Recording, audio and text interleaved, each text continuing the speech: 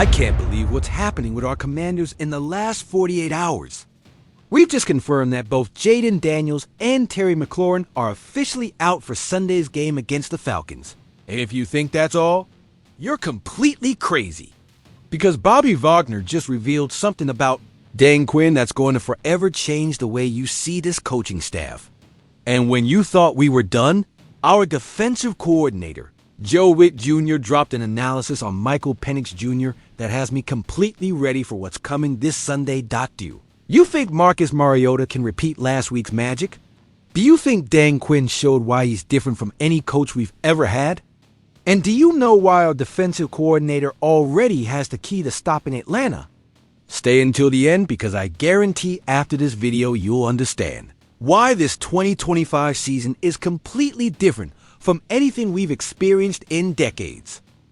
After years of watching this organization make desperate decisions that ended up ruining our star players, finally, and I say finally, we have a management that thinks long term. Remember the seasons where we played injured quarterbacks because we had to win now? Remember when this franchise sacrificed the future to try to save a lost season? Those days, Commander Nation, are over forever. Adam Schefter confirmed what we feared all week. Jaden Daniels is out for Sunday's game against Atlanta due to his knee injury. And Terry McLaurin has also been ruled out for his quadriceps injury. But here's what has me completely excited about this situation. First, let's talk about Daniels. The rookie injured his knee in that brutal Thursday night loss to Green Bay in Week 2. The MR, I showed it was a knee sprain, nothing catastrophic. But Adam Peters and Dan Quinn are making the right decision. And do you know why this is great? Because we finally have an organization that understands that Daniels is our future for the next 10 to 15 years. We're talking about a quarterback in the first year of his 4-year rookie contract. With a 5th-year option, we already know we're going to exercise. Do you think it's worth risking that investment for one game? I tell you this. While Jerry Jones in Dallas will be pushing his injured quarterback to play because we need every win, Peters is demonstrating long-term vision. While the Eagles would probably have given Jalen Hurts a cortisone shot and sent him to play, we are protecting our most valuable asset. And Terry McLaurin, our WR1 injured his quadriceps against Las Vegas and couldn't practice all week. 3 receptions for 74 yards against the Raiders, averaging almost 25 yards per reception with Mariota. Do you realize what that means? That the chemistry between McLaurin and Mariota was starting to blossom right when we lost him. But here's the analysis that has me optimistic. Marcus Mariota already showed us last week that he can handle this offense without a problem. Remember how he destroyed Las Vegas? 291 yards passing, 3 touchdowns, 0 interceptions, quarterback rating of 112.8. Those aren't random numbers, and now he's going to face his old franchise. Mariota played for Atlanta in 2022 under Arthur Smith, and although it wasn't his best season, this guy knows exactly what the Falcons are going to try defensively. Do you think Mariota doesn't have extra motivation to show Raheem Morris they made a mistake by not keeping him? If that surprises you, wait to hear this. When we think about all the coaches we've had over the last 10 years, Ron Rivera, Jay Gruden, Joe Gibbs in his return, there was always something missing. They could speak well at press conferences, have solid offensive or defensive systems, but never, and I say never, have we seen a coach practice exactly what they preached out until now, what Bobby Wagner just revealed about Dan Quinn. After that brutal hit on the sideline against Las Vegas has me completely convinced we have the right leader for the next 5 to 10 years of this franchise. Did you see when Marcus Mariota accidentally pushed Quinn out of bounds? The man hit his head against the ground, got up with blood running down his face, and continued leading the team like it was just another day at the office. But what Wagner revealed is what really has me excited. Wagner described the moment as like something out of a movie. Quinn was hit hard, with no protection, got up immediately, and when the players were preparing for the veteran linebacker to talk to the team during the injury timeout, Quinn appeared out of nowhere saying, "I've got this." And do you know why this is absolutely revolutionary for this organization? Because these professional players have seen all kinds of coaches throughout their careers. They've played for coaches who preach resilience but disappear when things get tough.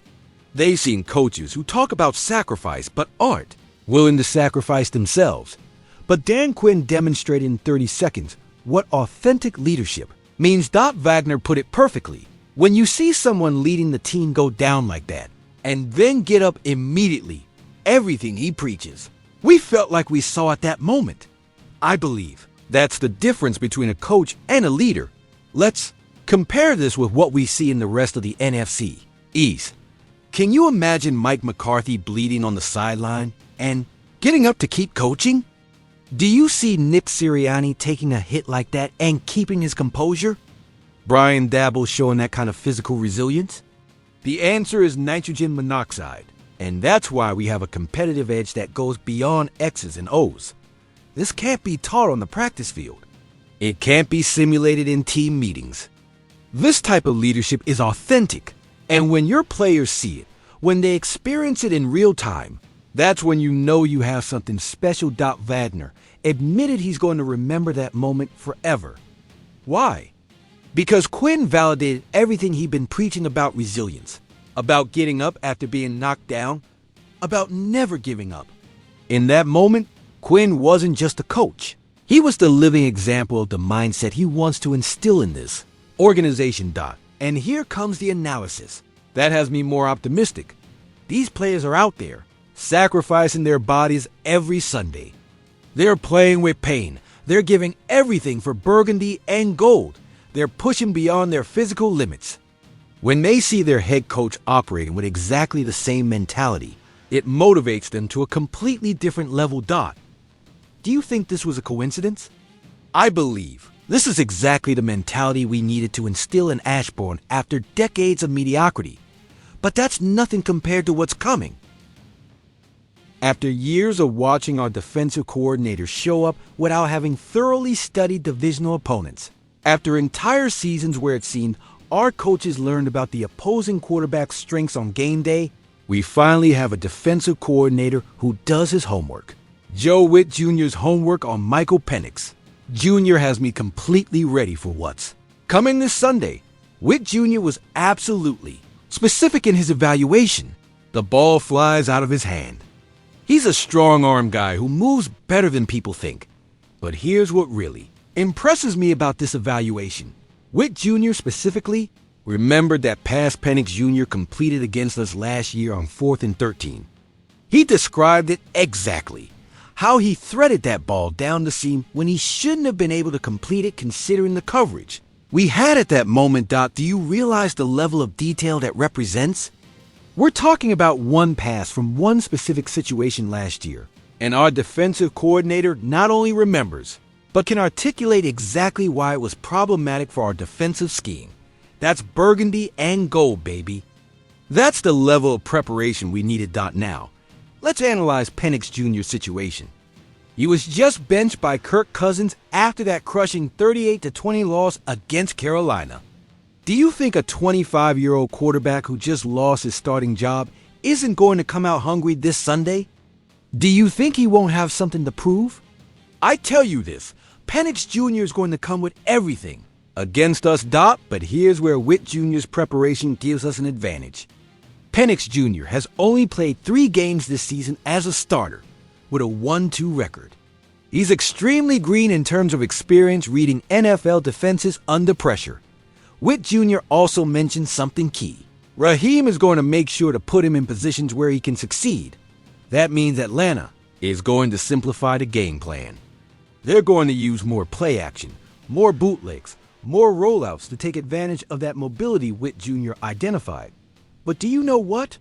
We faced exactly that type of quarterback last week in Geno Smith. Smith has a strong arm, can move in the pocket, can extend plays. And what happened? We limited him to 174 yards passing and 1 touchdown. The key will be in the pass rush. Penix Jr. is vulnerable when he has to make quick decisions under pressure. In those 3 games as a starter, he's thrown 5 interceptions when pressured in under 2.5 seconds. And here's the comparison that has me optimistic. While the Cowboys are still trying to figure out how to generate pass rush without Micah Parsons at 100%, while the Eagles are relying too much on Hassan Reddick, we have a front seven that can create pressure from multiple positions. Jonathan Allen is playing the best football of his career. Montez Sweat is proving why that trade was worth it.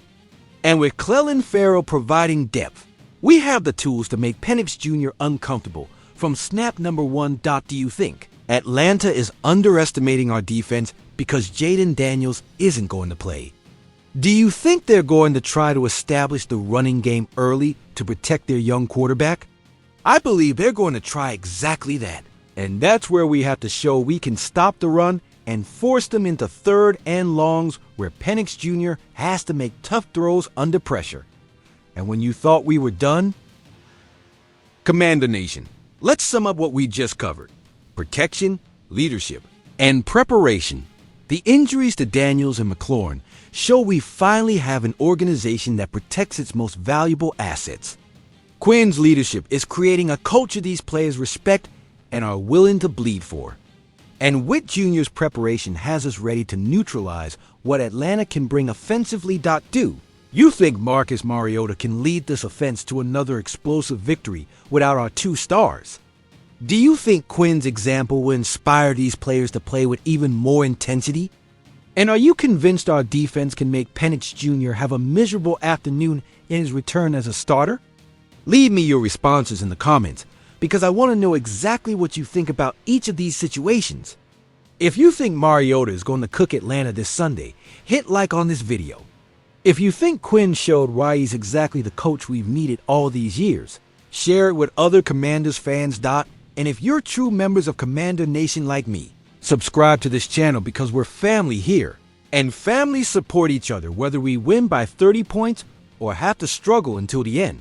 Because I guarantee tomorrow we'll have more explosive news about our Commanders, exclusive analysis on the salary cap, and a technical breakdown of every key play. You can't miss what's coming because this season is just getting started. And we're already seeing why 2025 will be remembered as the year everything changed in Washington. And before I go, I've noticed many of you watch my videos on television in your living. Let me know if you need me to record a step-by-step tutorial on how to get YouTube to always notify you of my videos, so you always have the latest Commanders news firsthand. Comment, record the video, please. And remember, hail to the Redskins.